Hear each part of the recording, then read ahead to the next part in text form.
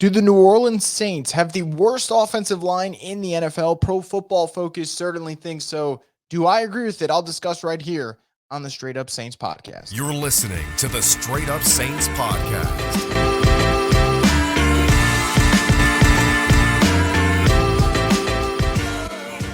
What is up, everyone? Welcome back inside another edition of the Straight Up Saints podcast. I'm your host, Chris Rosevoglu, and as always, we're brought to you by Scott Vicknair Injury Lawyers. You've been injured in any kind of accident, car, truck, 18-wheeler, hurt offshore, Scott Vicknair handles it all. You give him a call at 504-500-1111 for a free consultation.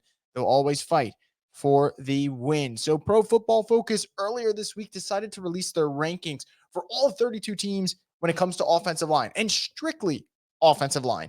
And for the Saints, we knew they weren't going to be ranked towards the top, right? This is a unit that has so many question marks that you kind of expect them to be towards the bottom. Where did they fall, though? Literally at the bottom. The Saints ranked 32nd out of every single team, so literally dead last on this list.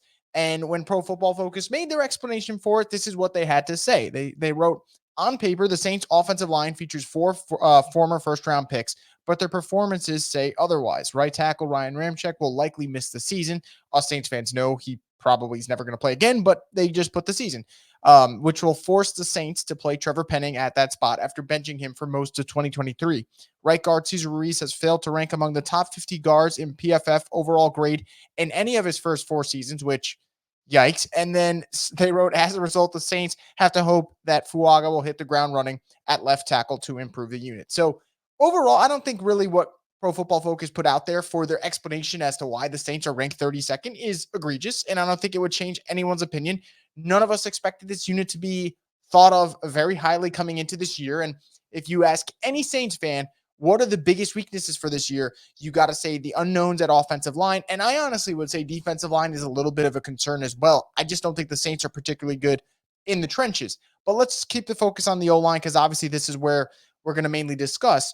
I think for the Saints, what makes this situation so fascinating is it's a rare example where you don't go into the season just saying like your offensive line is going to stink because you know the players aren't good. There are three projected starters right now that we have no idea if they're good football players. We don't even know if they are NFL caliber football players. Now, I want to throw out there that when the Saints drafted Fuaga, and when you hear everything coming out of whether it is minicamp or OTAs, I think he is legit. Like, I think he has the juice that turns him into an impact player from day one.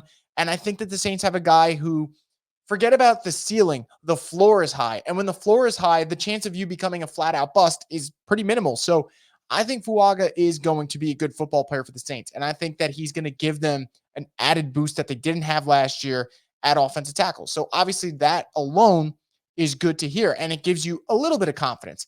But let's put him to the side. We don't know. Even if I'm very confident about Fuaga, we don't know that he's going to be a good player. Trevor Penning, we've seen him get benched. We've seen him turn into a turnstile. We've seen him look god-awful. We don't know if he can figure it out at right tackle. We're hoping he can, but we have no idea. And then Nick Saldiveri. This is a former day 3 pick who, the Saints liked out of the pre-draft process, and you like his versatility, you like his experience at the collegiate level, but again, just like the other two, you don't know. We have no idea if he's going to be a player for the Saints that they can lean on. So you have three unknowns, not three guys that you come into this season and you say, yeah, they're god awful. They're not going to play well. You have no idea. And that actually might be a good thing for the Saints. Like, that unknown could turn out to be something that benefits them. Maybe these young guys play extremely well this upcoming season, and the Saints offensive line, where you would have them ranked 32nd, all of a sudden they produce at a level where you rank them, 19, 20 when the season's over. And that gap might be enough to give this team another one or two projected wins on that total. So for me, at the end of the day, I can't hate on what Pro Football Focus put out there, because you have three starters with a combined 6 starts. And those 6 all come from Penning. Saldiveri's never started a game. Fuaga's never started a game. And like I mentioned with Penning before, he started 6. How many of them were brutal starts? So we're hoping he figures it out at right tackle, but there's probably a better chance he doesn't than he does. So this isn't about doom and gloom. It's about, for a second in time, just being a realist. And it is okay for us to sit here and say, man, the Saints offensive line is pretty bad. And that's where we're at right now. So again, they have a rock solid center in Eric McCoy, who I think is the one guy that if you're going to hang your hat on for this unit, it's easily him because I think he's one of the best centers in the league. And you know what to expect from Eric McCoy. So that is great. But if I were to sit here today and go, what do the Saints need for us to revisit this list in 4 months, 5 months time and be like, well, that was just a really big whiff. This didn't age well.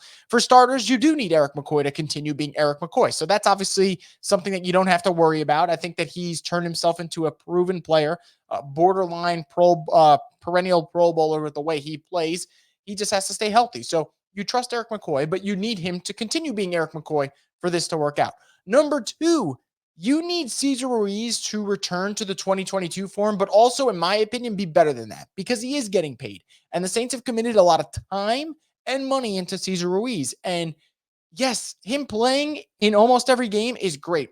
And I'm a big proponent of, availability is the best ability. But at the same time, availability doesn't matter as much if you're not producing. And for Ruiz, it is a goddamn roller coaster with this guy. 1 week is great, 1 week is bad, 1 week is good, 1 week is shitty. Like you are just riding that wave of trying to figure out a little bit of consistency. And if the Saints are going to be good this year, particularly in the trenches, they're going to need Ruiz to at least mirror what he did in 2022. And if I'm going to be honest, I don't even think that's good enough. Like, I think he needs to be better. I think the Saints have to feel like center and right guard is rock solid. And everything else around, we have no idea, but we're hoping one or two can figure this shit out. That's what you need from the offensive line. So you need McCoy to be McCoy. You need Ruiz to be at a minimum what he was in 2022, but I think he needs to be better. And then number three, because you're not sitting here hoping, wishing, and praying that guys that you drafted in the past are going to magically figure it out, although they could. I think you have to hope that Fuaga is a impact player from day one, because the story of Trevor Penning going from a guy that was pretty much written off to a starting right tackle and a good one sounds great. It really does sound great. But what are the odds? Like, it just doesn't seem that high for Nick Saldiveri. I mean, he could end up being a really good football player. But again, that is a fourth round pick. That's a guy that you didn't invest a premium asset in. You're hoping he develops into a starter, but you don't know. So I think if we're just going to go off what's the best chance, and let's just try and be realistic here, Fuaga, if he ends up being a guy that from day one you can trust immediately for the Saints, I think that takes you to another level. So those to me are going to be the three keys for the Saints to have at least a respectable offensive line. And if their offensive line is respectable, I do think that would change the outlook of this team. Do I think that makes them a contender? Absolutely not. But I think for New Orleans right now, a big reason why I'm not going to sit here and say I think they're going to win a crap ton of games is I don't know if the offensive line is going to be good enough for their quarterback to feel comfortable. And we know what happens when he doesn't feel comfortable, and also to open up enough holes in the running game. But look, if you tell me McCoy is great, you tell me Ruiz has a career year or close to his best year of his career, and Fuaga is an impact player from the jump, all right, instead of having 3 to 4 concerns on the whole line, you got 2, and you can work your way around that. So I think that would probably be the situation for me that I think benefits the Saints most.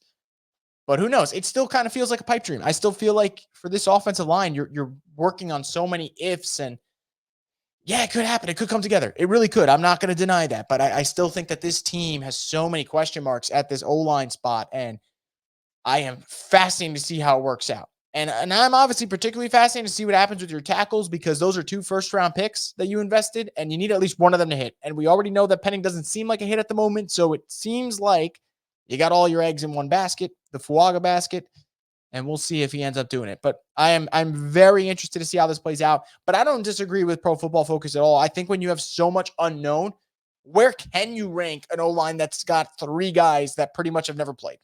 Where can you rank that unit other than 32? So PFF puts the Saints dead last in the offensive line. I tend to understand it. It doesn't mean that I'm happy about it. Absolutely not. Like, I think that it comes off harsh, obviously, but where else are you going to put them? But I'm curious to know what you guys think. If you had to rank the Saints offensive line today, do you believe they have the worst offensive line in football? If you agree, let me know below why. If you disagree, obviously, I'm very fascinated to hear what you guys have to say. But more importantly, just like I mentioned before, my keys to fixing it, what are you looking at in terms of the keys of getting this Saints offensive line from where they're currently projected, last in the league, to all of a sudden a respectable unit that can help them get above that win total that they currently have. So let me know in the comment section below, and I'll get back to you guys. As always, make sure to subscribe to Boo Crew Media's YouTube page. This is the best time of the year to do it. I mean, there's free agency going on in basketball. Pelicans already made one massive trade this offseason. Wouldn't be surprised to make another.